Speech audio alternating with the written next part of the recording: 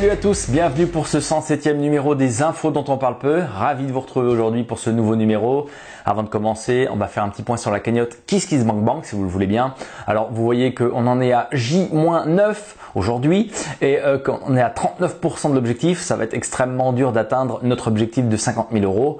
Je remercie bien sûr les 457 KissBankers qui ont donné à l'agence Infolibre. Voilà. Pour le sommaire de ce numéro, on va parler d'infos internationales. Nous allons parler du dossier syrien, bien sûr. On parlera bien sûr des conséquences, c'est-à-dire la crise des réfugiés. Et nous parlerons également des banques qui continuent de licencier. Dans la partie France, nous parlerons des vrais chiffres du chômage, de la réécriture du code du travail qui est en route, du domaine aérien avec Air France qui fait des profits records. Et nous terminerons par le nouveau ministère de la Défense dont les dépenses sont exorbitantes. Voilà, attachez vos ceintures et on y va. On démarre avec la partie internationale et le dossier syrien bien sûr. Alors les frappes russes continuent sur Daesh et Al-Qaïda en Syrie pendant que la coalition fait une pause. Les Américains et la coalition contre le groupe État islamique n'ont pas mené de frappes aériennes en Syrie depuis 3 jours. Ce calme contraste avec l'activité de Moscou qui indique avoir frappé 94 cibles sur les dernières 24 heures. Le Pentagone juge purement circonstanciel cette retenue, démentant notamment que la coalition puisse manquer de cibles. Je cite « Nous demandons à nos services de renseignement des cibles que nous pouvons frapper sans causer de dommages civils et nous en avons eu aucune ces derniers jours », a déclaré le porte-parole du Pentagone, le capitaine de vaisseau Jeff Davis. Mais ça ne veut pas dire que nous ne sommes pas en train de chercher d'autres cibles. Et il y en aura d'autres, a-t-il ajouté. Et je continue de citer, « Il n'y a rien à lire de ce calme récent », a indiqué un responsable de la défense sous couvert de l'anonymat. « Les cibles ne manquent pas, mais il peut y avoir toute une série de raisons pour lesquelles nous renonçons à frapper, comme le mauvais temps », voilà ce qu'a commenté un responsable américain. Nous nous sommes tous demandé pourquoi la coalition fait une pause dans les frappes sur l'État islamique. Eh bien, nous avons eu un début de réponse puisque le Pentagone a annoncé vouloir envoyer 50 soldats d'élite américains au sol pour former la coalition rebelle. C'est une annonce qui n'est pas passée inaperçue. En pleine négociation internationale à Vienne sur la crise syrienne, les États-Unis vont envoyer un petit contingent d'une 50aine de forces spéciales dans le nord de la Syrie pour participer sur le terrain à l'effort de guerre contre le groupe État islamique. Voilà ce qu'a indiqué vendredi dernier un responsable américain. Je cite, « Le président Barack Obama a autorisé le déploiement d'un petit effectif, moins de 50, de forces d'opération spéciales américaines dans le nord de la Syrie. Ces soldats d'élite au sol aideront à coordonner les troupes locales sur le terrain et les efforts de la coalition pour contrecarrer l'État islamique. » Voilà ce qu'a expliqué ce responsable sans être plus précis. Les quelques 50 forces spéciales seront cantonnées officiellement à un rôle d'assistance et de conseil aux groupes armés rebelles syriens dits modérés et ne seront donc pas directement impliqués dans des opérations de combat. Voilà, donc ces 50 soldats d'élite américains qui ont été envoyés dans le nord de la Syrie pour former les rebelles syriens, on se demande quels rebelles vont être formés. Si on regarde cette carte, regardez, vous voyez à l'écran, elle vient de l'Institute for Study of Wars. C'est une carte tout ce qui est le plus officiel des Américains. Et en regardant cette carte, on voit très bien que la rébellion syrienne, donc l'armée du Syrie libre, occupe une toute petite place dans le nord de la Syrie et une petite place également dans le sud-ouest de la Syrie. Tout le reste, vous voyez très bien que le nord de la Syrie est gagné par les Kurdes, une autre partie par l'État islamique, une autre partie par Al-Qaïda, Al-Nosra, dirons-nous, et bien évidemment une grande partie également de la Syrie, surtout vers l'ouest, est occupée bien par les forces de Bachar al-Assad. Donc on se demande qui va être formé puisque cette petite coalition rebelle ne peut pas d'un côté lutter contre l'État islamique, le Front al-Nosra et également les troupes de Bachar al-Assad ensemble. C'est mission impossible. Nous avons analysé le dossier syrien dans la dernière lettre d'analyse et d'information libre de l'agence Infolibre, la numéro 7 de novembre, que je vous invite à vous procurer sur le site de l'agence Infolibre ou sur la boutique de l'agence Infolibre, boutique.agenceinfolibre.fr. Dans ce dossier, nous avons analysé donc toutes les forces en présence en Syrie. Nous avons analysé les relations diplomatiques franco-syriennes depuis quasiment le début de l'existence de la Syrie. Nous avons analysé également les forces en présence contre Poutine, contre qui Poutine fait sa croisade dans les coulisses. Donc je vous invite, si vous voulez comprendre tout le dossier syrien, à vous procurer notre lettre d'analyse et d'information libre. Pour terminer ce dossier syrien, notons également que la France a dépêché sur place son porte-avions Charles de Gaulle. Le porte-avions Charles de Gaulle qui doit aider les Français à frapper l'État islamique. Rappelons également que le porte-avions Charles de Gaulle doit être rentré en septembre 2016 en France pour être révisé de fond en comble jusqu'à 2018. L'Elysée a annoncé jeudi dernier le déploiement du porte-avions Charles de Gaulle pour participer aux opérations contre Daesh à l'issue d'un conseil restreint de défense consacré notamment à la situation en Syrie et en Irak. Je cite: « Le déploiement du groupe aéronaval constitué autour du porte-avions Charles de Gaulle a été décidé pour participer aux opérations contre Daesh et ses troupes affiliées. » Voilà ce qu'a annoncé la présidence de la République dans un communiqué. Ce déploiement va plus que doubler le potentiel militaire français dans la région en s'ajoutant aux 6 Rafales présents aux Émirats arabes unis et aux 6 Mirage basés en Jordanie. Le Charles de Gaulle, un navire de propulsion nucléaire, qui est le seul porte-avions français, est taqué à Toulon pour des opérations d'entretien depuis le printemps. Il avait été déployé pendant 2 mois, du 23 février à la mi-avril, dans des opérations de la coalition internationale contre l'État islamique en Irak. En 8 semaines, dans le Golfe, la vingtaine d'appareils embarqués sur le porte-avions avait réalisé quotidiennement 10 à 15 sorties de combat, selon l'état-major français. Passons maintenant aux conséquences des guerres au Moyen-Orient, guerres que nous avons provoquées, c'est-à-dire la crise des réfugiés en Europe. Le nombre de migrants entrés en Europe au mois d'octobre a égalé celui qui était enregistré sur l'ensemble de l'année 2014. Voilà ce qu'a annoncé l'Agence des Nations Unies pour les réfugiés. Selon cette agence, 218 394 migrants et réfugiés sont entrés le mois dernier en Europe, et un chiffre comparable aux 219 000 comptabilisés sur toute l'année 2014. L'Autriche, de son côté, va édifier une barrière le long de sa frontière avec la Slovénie pour contrôler le flux de migrants. Selon le ministre de l'Intérieur, Johanna Mikl-Lindner, je cite, « Il s'agit d'assurer une entrée ordonnée, contrôlée et non pas de fermer la frontière. » En tout cas, redoutant d'être attaqués par des réfugiés, les Australiens achètent des armes à un rythme accéléré. Plus de 70 000 armes ont été vendues depuis le début de l'année. Dans ce pays qui compte une population de 8,5 millions de personnes, on dénombre environ 900 000 armes à feu dans les foyers, ce qui fait de l'Autriche l'une des nations les plus armées d'Europe. Presque tous les fusils à canon court ont été vendus parce qu'il n'est pas nécessaire de disposer d'un permis de port d'armes pour les acheter. La Suède, de son côté, est avec l'Allemagne le pays qui accueille le plus de réfugiés et de demandeurs d'asile en Europe. Il en attend jusqu'à 190 000 cette année. Son Premier ministre, Stefan Löfven, a annoncé mercredi 4 novembre que Stockholm allait demander à Bruxelles qu'une partie de ces migrants soit relocalisée dans d'autres pays de l'Union. De leur côté, messieurs Juncker et Tusk lancent un appel au G20 alors que l'ONU est insatisfait des efforts consentis par les pays de l'Union européenne. Stefan Löfven est un fervent partisan de l'ouverture des frontières de l'Union européenne aux migrants qui fuient la violence. Mais son pays, la Suède, est aujourd'hui arrivé, je cite, aux limites de ses capacités. En Europe, c'est celui qui accueille le plus de réfugiés ou de demandeurs d'asile proportionnellement au nombre d'habitants. Chaque jour, Stockholm doit trouver entre 500 et 600 nouvelles places en foyer. Le mois dernier, le Royaume a dû donner son feu vert à l'hébergement sous tente, certes pour quelques jours maximum, avant un placement dans des centres en dur. Mais l'hiver s'annonce glacial et parmi les arrivants, il y a tellement de mineurs isolés qu'en septembre, l'Office des migrations suédoises a désigné une ville, Trelleborg, pour les accueillir. Tout cela a un coût et la ministre suédoise des Finances a annoncé il y a 2 semaines que le gouvernement allait devoir emprunter et renoncer à certaines dépenses et réformes. La Suède va donc demander à bénéficier du plan européen de relocalisation des migrants pour qu'une partie de ceux qui arrivent sur son territoire soient renvoyés dans d'autres pays de l'Union. Alors si certains réfugiés vont s'assimiler en Europe, que va-t-on faire des autres? Alors en République tchèque, on a peut-être trouvé une solution puisqu'on veut transformer les gens en bornes Wi-Fi, en l'occurrence les SDF. Donner libre accès au Wi-Fi aux passants qui se promènent dans la rue, une bonne idée sur le papier, mais l'initiative devient problématique quand les SDF sont transformés en routeurs. À Prague, en République tchèque, une association a lancé l'été dernier une campagne de financement participatif pour lever des fonds en ce sens. L'opération s'est soldée par un véritable flop. Sur les 5 500 € escomptés, 338 seulement ont été récoltés. L'association n'a toutefois pas abandonné le projet. En effet, un SDF a accepté d'être équipé d'un routeur.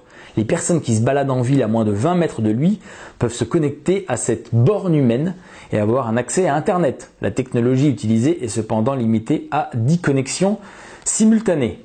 Parlons d'Israël maintenant, puisque le pays a établi une liste de courses liste de courses d'armes qu'elle voudrait obtenir de la part des États-Unis. On parle d'une enveloppe de 3,1 milliards de dollars d'armes qui viendraient des États-Unis. Alors il s'agit bien sûr d'une contrepartie par rapport à l'accord nucléaire avec l'Iran qui a eu lieu il y a quelques mois avec le groupe des 5+1 et l'État islamique d'un autre côté. Une nouvelle escadrille d'avions de chasse F-15, des ravitailleurs en vol ultra sophistiqués, des hélicoptères, des appareils de transport hybrides avions-hélicoptères, des V-22, des armes de précision et une aide financière pour le programme de missiles Arrow 3. Voilà une partie de la liste des demandes présentées par Israël aux responsables américains dans le cadre du programme d'aide sécuritaire qui devrait dépasser le montant annuel de 3,1 milliards de dollars. Cette liste a été finalisée lors d'une réunion en fin de semaine dernière à Washington entre le ministre israélien de la Défense, Moshe Yaalon, et le secrétaire américain de la Défense, Ashton Carter. Cette aide exceptionnelle a pour but de maintenir la suprématie qualitative d'Israël pour les prochaines années. Elle a été présentée au président Barack Obama avant la prochaine visite de Benjamin Netanyahou la semaine prochaine à la Maison Blanche. Toujours Israël, l'armée israélienne a annoncé le 3 novembre dernier avoir fermé la station de radio palestinienne Al-Huria à Hébron en Cisjordanie occupée. Ce média est accusé par Israël d'encourager les attaques au couteau et de diffuser de fausses informations en vue d'inciter à la violence. Les militaires ont saisi le matériel de diffusion pour, je cite, empêcher une campagne d'incitation qui a provoqué une flambée de violence dans la région ces dernières semaines. Voilà ce qu'a précisé le porte-parole de l'armée israélienne dans un communiqué. Un petit mot sur la Chine maintenant, la Chine qui a condamné l'action américaine en mer de Chine méridionale. En effet, des navires américains se seraient approchés à moins de 12 000 d'îlots artificiels réalisés par Pékin. L'ambassadeur américain a été convoqué et on parle de menaces sur la souveraineté du pays. Le navire lance-missile, l'USS Lassen, a navigué dans les eaux entourant les îles revendiquées par la Chine dans l'archipel disputé des Spratleys. Voilà ce qu'a indiqué à l'AFP un responsable américain du ministère de la Défense. Ces manœuvres ont été confirmées peu après par Pékin qui a exprimé sa ferme opposition. Ce navire, je cite, est entré illégalement et sans permission de la Chine dans les eaux entourant ces îlots. Une incursion qui a menacé la souveraineté de la Chine et ses intérêts sécuritaires. Voilà ce qu'a déclaré Lu Kang, porte-parole du ministère chinois des Affaires étrangères. Je cite, « Les services concernés, en conformité avec la loi, ont mené une surveillance du navire, l'ont suivi, puis lui ont lancé un avertissement. » Voilà ce qu'a précisé M. Lu, ajoutant que le gouvernement chinois, je cite, « répondrait de façon résolue à toute action provocatrice. » Le vice-ministre des Affaires étrangères chinois, Zhang Yingzui, a convoqué l'ambassadeur américain à Pékin, Max Baucus, selon l'agence de presse chinoise. Ce sujet a d'ailleurs été analysé dans la lettre d'analyse et d'information libre numéro 4 de l'agence Infolibre. Cette lettre numéro 4, elle, est gratuite. Vous pouvez aller la voir sur le site de l'agence Infolibre. Je vous donnerai bien évidemment le lien sous cette vidéo. On change complètement de sujet maintenant. On va parler des banques qui continuent de licencier. On dit que c'est la reprise, mais apparemment, ce n'est pas le cas de la part des banques. Et la banque britannique Standard Chartered, elle, va supprimer 15 000 emplois. La banque britannique Standard Chartered, qui est fortement implantée en Asie et souffre de l'essoufflement économique chinois, a annoncé la semaine dernière la suppression de 15 000 emplois et la levée de 5,1 milliards de dollars de capital. Ces suppressions d'emplois font partie d'un vaste plan de restructuration qui va coûter environ 3 milliards de dollars. Voilà ce qu'a indiqué la banque dans un communiqué. Et on termine avec la banque française Société Générale. Ça nous fera une bonne transition avec la partie France. La banque française qui veut supprimer 20% de ses agences dans le pays, ce qui revient à dire une suppression d'emplois également. La Société Générale a dévoilé jeudi dernier son projet de transformation de ses réseaux en France, où elle possède aussi Crédit du Nord et Boursorama, qui se traduira par une réduction de 20% du nombre de ses agences d'ici 2020. Le groupe justifie ce projet par l'évolution du comportement de ses clients du fait de l'irruption du numérique dans leur rapport avec la banque. Société Générale indique ainsi dans un communiqué que la part de ses clients qui se rendent au moins une fois par mois dans une agence est passée de 57% en 2007 à 42% en 2012 et que ceux-ci contactent de plus en plus leurs conseillers par courrier électronique. On démarre la partie France maintenant et on va commencer avec les vrais chiffres du chômage du mois de septembre. Alors, les demandeurs d'emploi par catégorie. Catégorie A, 3 547 800 chômeurs, moins 0,7% sur un mois, plus 3,1% sur un an. Catégorie B, 717 000 chômeurs, plus 1,2% sur un mois, plus 6,3% sur un an. Catégorie C, 1 157 900 chômeurs, plus 1,5% sur un mois, plus 14,8% sur un an. Catégorie D, 279 800 chômeurs, moins 3,5% sur un mois, moins 0,1% sur un an. Catégorie E, 408 800 chômeurs, plus 0,8% sur un mois, plus 3,9% sur un an. Total, 6 111 300 chômeurs hors dom-tom, soit une augmentation de 5,4% sur un an. Au total, dom-tom comprise, on arrive à 6 447 000 chômeurs, selon un rapport de la DARES. Ne sont pas comptés dans ces 6 447 000 chômeurs les 1 449 100 foyers bénéficiaires du RSA, les 1 100 foyers bénéficiaires de la pension d'invalidité, les 1 400 200 droits. Alors si on fait le calcul, au total, on arrive à plus de 10 millions de demandeurs d'emploi en France et de travailleurs pauvres occasionnels. Alors pour contrer ce chômage de masse, on utilise toujours les mêmes recettes depuis X années. Mais aujourd'hui, on va s'attaquer carrément au Code du travail. Le gouvernement français entreprend de réécrire entièrement le Code du travail. Il se donne 2 ans pour tout réécrire et c'est Robert Badinter, 87 ans, qui va s'y coller. Alors rappelez-vous que le chômage n'est pas conjoncturel mais il est structurel. En effet, par exemple, la part de l'industrie dans le produit national brut français est passée de 24% en 1980 à 14% en 2007 et 11,5% en 2013. Réécrire en 2 ans les 1700 pages du Code du travail, c'est l'ambition fixée par le Premier ministre. Le droit du travail est devenu illisible, a expliqué Manuel Valls. Sa complexité freine l'adaptation des entreprises et protège mal les salariés. Pire, ajoute le dossier de presse, non repris par le Premier ministre, le Code actuel décourage l'embauche. Robert Badinter, 87 ans, qui, dans un livre récent, dénonçait un code obèse, pilotera une commission destinée à cadrer cette réécriture qui doit être bouclée d'ici 2018. L'objectif est de donner davantage de souplesse de négociation au niveau des entreprises et des branches, au détriment de la loi et de l'accord national. Mais sans que les premiers puissent primer sur les seconds, insiste le Premier ministre. Pas d'inversion de la hiérarchie des normes en jargon, ce dont Force ouvrière se félicitait avec prudence. Lorsque la réécriture de ce code du travail sera exécutée, il faudra aller bien sûr vérifier quelles simplifications ont été menées et puis ça permettra également aux membres du gouvernement de se remettre un petit peu à jour puisqu'on a vu par exemple que Madame la ministre du Travail, Myriam El Khomri, qui est passée chez Jean-Jacques Bourdin ces derniers jours, n'a pas été très bonne sur le sujet, puisqu'elle n'a pas su répondre au nombre de renouvellements du contrat à durée déterminée qui était possible dans notre pays. Voilà. Alors sachant que les ministres sont payés 9 940 € bruts par mois, c'est quand même incroyable que notre ministre du Travail n'ait pas été capable de répondre à cette simple question. Une des solutions pour contrecarrer le chômage de masse, c'est bien sûr de former les gens. Mais aujourd'hui, le gouvernement entend former des gens et donner des diplômes nationaux de hip-hop. La commission interministérielle à l'égalité et à la citoyenneté s'est réunie le 26 octobre dernier pour parachever le énième plan sur les banlieues, le lien social, le vivre et se loger ensemble, la diversité, la proximité et autres facteurs indispensables d'une France que l'on espère un jour un peu plus apaisée qu'aujourd'hui. Alors il serait facile d'ironiser, de parler de cautères sur une jambe de bois, des 50 milliards déjà déversés sur les cités, sans que diminue 1 cm² les territoires perdus de la République, qui ne sont pas perdus pour tout le monde.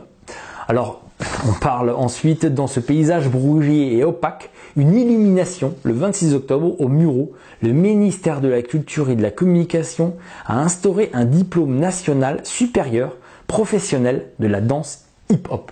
On va parler d'aviation maintenant, et de Air France KLM pour commencer, pour qui les profits n'ont jamais été aussi énormes que cette année, et pourtant, on entend restructurer l'entreprise. Le groupe aérien a dégagé un bénéfice d'exploitation de 898 millions d'euros au 3e trimestre. Il s'agit de la meilleure performance trimestrielle de son histoire. Une performance qui conforte les syndicats d'Air France dans le refus du plan de restructuration lancé au sein de la compagnie française début octobre. Toujours dans le domaine aérien, le patron d'Airbus, l'allemand Tom Enders, a appelé à plus de flexibilité du travail. Déjà en Allemagne, le travail est déjà extrêmement flexible par rapport à la France. Plus de flexibilité pour pouvoir accueillir et intégrer mieux les migrants. L'Allemagne, qui s'attend à accueillir plus d'1 million de migrants en 2015, devrait être plus pragmatique et leur ouvrir plus largement son marché du travail, a écrit Tom Enders dans une contribution au journal allemand Süddeutsche Zeitung paru le 26 octobre dernier. Je cite: « Nous devrions avoir le courage de le déréguler », en parlant du travail bien sûr, a poursuivi M. Enders, prenant pour exemple le modèle mis en pratique aux États-Unis. Je continue de citer: « Cela peut paraître difficilement imaginable maintenant, mais aux États-Unis, les migrants sont intégrés avec succès parce qu'on les autorise à travailler très vite après leur arrivée », a poursuivi le patron d'Airbus Group. Alors cette annonce ne vient pas par hasard puisque dans le même temps, la Chine vient de présenter son premier avion susceptible de concurrencer Airbus et Boeing. Alors l'avionneur européen et américain n'ont pas hésité à vendre en même temps qu'ils vendaient des avions à la Chine, à vendre leur technologie. Alors aujourd'hui, la Chine est capable de produire des avions à moindre coût. Bientôt, l'avionneur européen et l'avionneur américain n'auront pas d'autre solution, soit de délocaliser leur production à l'étranger à moindre coût, soit de fermer des usines. Le premier avion de fabrication chinoise a été présenté le lundi 2 novembre 2015. Les attentes sont grandes et le constructeur entend répondre à une demande intérieure en forte hausse. Le premier exemplaire du C919, le moyen courrier conçu par l'avionneur chinois Comac, pourra concurrencer l'A320 d'Airbus et le 737 de Boeing. Voilà ce qui a été dévoilé lundi dernier à Shanghai. Pour terminer sur le domaine aérien, on reparle de l'aéroport Notre-Dame-des-Landes, dans l'ouest de la France, dont les appels d'offres viennent d'être relancés. Suspendus depuis 2 ans, les marchés publics relatifs au démarrage des travaux du futur aéroport Notre-Dame-des-Landes près de Nantes ont été relancés par la préfecture de Loire-Atlantique. La décision, qui a été confirmée aux collectivités locales lors d'une réunion du comité de pilotage du projet, fait suite au rejet du recours environnementaux des opposants en juillet. Je cite: l'État a demandé au maître d'ouvrage de la future plateforme et de sa desserte routière de mettre en œuvre les démarches qui permettront de démarrer les travaux, a dit la préfecture dans un communiqué publié vendredi dernier. Je continue de citer. Cela se traduit en particulier par le règlement des indemnités d'expropriation, la reprise de relations avec les entreprises et le lancement des marchés spécialisés. Sachez que seuls 4 aéroports régionaux sont rentables aujourd'hui, celui de Toulouse, de Nice, de Marseille et de Lyon. Et 2 d'entre eux vont passer bientôt sous pavillon qatari. Alors en France, nous sommes les champions du monde des aéroports régionaux inutiles. Et par exemple, l'aéroport de Metz-Nancy a enregistré un déficit d'1 880 000 € en 2014. On passe à la surveillance de masse maintenant. On parle de la loi sur renseignement qui a été votée au Parlement français et au Sénat. Et on parle d'une rustine qui a été ajoutée à la dernière minute de cette loi sur le renseignement. Il s'agit de la surveillance internationale. Dès sa présentation à l'hiver dernier, le projet de loi sur le renseignement avait mobilisé un vaste spectre d'opposants, des associations de défense des libertés aux hébergeurs d'Internet en passant par la défense des droits ou le Conseil national du numérique, puis provoqué de vifs débats au Parlement avant son adoption, certes à une large majorité. Le parcours de la proposition de loi sur la surveillance des communications électroniques internationales se poursuit, lui, dans une indifférence quasi générale. Si la surveillance de citoyens français sur le territoire national reste, fort heureusement, une affaire sensible, il n'en va pas de même pour l'espionnage du reste du monde. Le 1er octobre, le texte avait été voté dans une assemblée quasi vide, 8 députés présents, après tout juste 2 heures de discussion. Mardi dernier, les sénateurs un peu plus nombreux, une petite trentaine, estime l'écologiste Esther Benbassa, en ont débattu un quart d'heure de plus, avant de donner à leur tour, un peu avant minuit, leur aval à des mécanismes de surveillance massive des communications. Seuls les groupes écologistes et communistes ont appelé à s'y opposer. D'où vient cette proposition de loi ? Le 21 octobre dernier, le président de la commission des lois du Sénat, Philippe Basse, a présenté ce texte comme une queue de comète de la loi du renseignement. Et pour cause, la surveillance des communications internationales figurait bien au menu de la loi adoptée cet été. Mais dans sa décision de juillet, le Conseil constitutionnel a censuré ce chapitre qui renvoyait l'essentiel du dispositif à 2 décrets, dont un secret. Les sages ont estimé qu'en ne définissant ni les conditions d'exploitation, de conservation et de destruction des données collectées, ni les modalités du contrôle par le nouveau gendarme des écoutes, la Commission nationale de contrôle des techniques de renseignement, les parlementaires n'avaient tout bonnement pas fait leur travail. Il a donc fallu dans l'urgence dégainer une rustine. Ce sont les députés PS, Patricia Adam et Philippe Nauche, la présidente et le vice-président de la commission de la défense, qui s'y sont collés début septembre. Comme l'avait relevé à l'époque nextimpact.com, un texte d'origine parlementaire est, à la différence d'un projet de gouvernement de loi, dispensé d'études d'impact. Et l'avis du Conseil d'État n'est pas obligatoire. Le président de l'Assemblée, Code Barthelone, ne l'a d'ailleurs pas saisi. Mais celui du Sénat, Gérard Larcher, l'a fait sur un texte très similaire déposé dans cet objectif par Philippe Basse. Je cite: « Quand la droite sénatoriale nous donne des leçons de procédure et parfois même de défense des libertés, cela ne manque pas de piquant », avait relevé le député EELV Sergio Coronado, très opposé au texte lors du débat à l'Assemblée. Un sujet que nous avons déjà évoqué sur notre antenne, mais qui devient effectif en France, il s'agit de la résolution BRDD pour Bank Recovery and Resolution Directive qui légalise la ponction bancaire en Europe et en France. La Commission européenne a annoncé le 29 octobre dernier qu'elle allait poursuivre devant la Cour européenne de justice 6 pays européens qui n'ont pas encore transposé dans leur droit national la directive sur le redressement des banques et la résolution de leurs défaillances. Autrement dit la BRRD pour Bank Recovery and Resolution Directive. Rappelons que cette directive permet, lorsqu'une banque fait faillite, de solliciter les actionnaires, ce qui est normal, ensuite les détenteurs d'obligations émises par la banque, normal aussi, et si cela ne suffit pas, voici l'innovation déterminante de cette directive, de ponctionner les comptes des clients, ce qui n'est rien d'autre qu'un vol légal, une remise en cause du droit de propriété, un véritable scandale. Normalement, seuls les comptes de plus de 100 000 € peuvent servir au renflouement, mais cette garantie s'avère illusoire et tous les épargnants seront évidemment touchés, comme nous l'expliquions récemment. Ces 6 pays sont la République tchèque, le Luxembourg, les Pays-Bas, la Pologne, la Roumanie et la Suède. Il n'y a pas la France. Effectivement, nous avions laissé passer, cette transposition a déjà eu lieu, mais pas devant l'Assemblée nationale et le Sénat, ce qui lui aurait assuré une publicité bienvenue par le citoyen épargnant et aussi très gênante pour le lobby bancaire et le pouvoir. Non, cela s'est simplement passé via une discrète ordonnance prise en catimini au cœur des vacances d'été le 20 août dernier. Chacun doit désormais le savoir, si votre banque fait faillite, elle aura légalement le droit de renflouer en puisant dans vos comptes, que ce soit en France ou très bientôt dans la totalité des pays européens.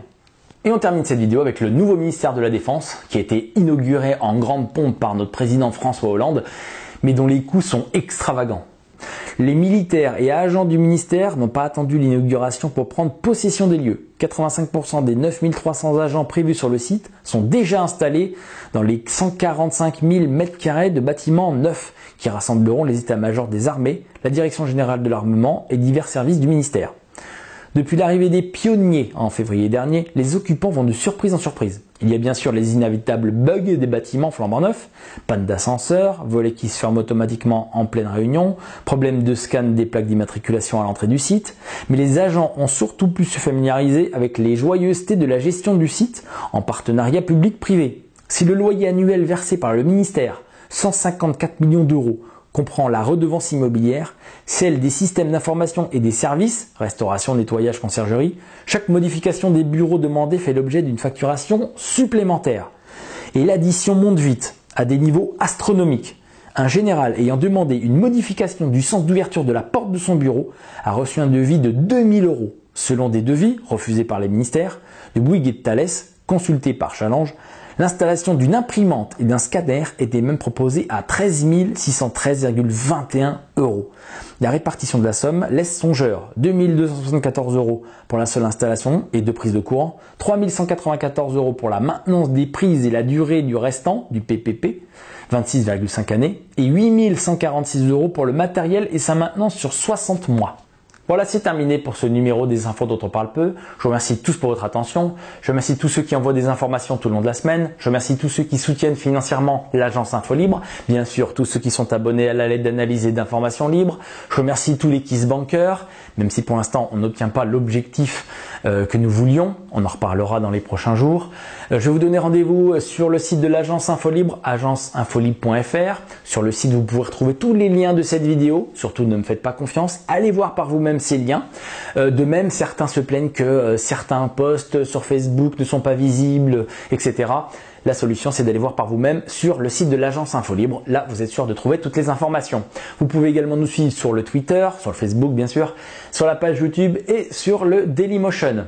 N'oubliez pas également, en complément des vidéos, des infos dont on parle peu, que je vous donne chaque semaine, que la lettre d'analyse et d'information libre est là pour vous mâcher le travail, pour que vous compreniez dans quel monde nous vivons. Et c'est également une manière de soutenir l'indépendance de l'agence Info Libre. Voilà, la lettre numéro 7 d'analyse d'information libre. Vous pouvez aller vous procurer cette lettre sur le site de l'agence Info Libre ou sur la boutique de l'agence Info Libre, boutique.agenceinfolibre.fr.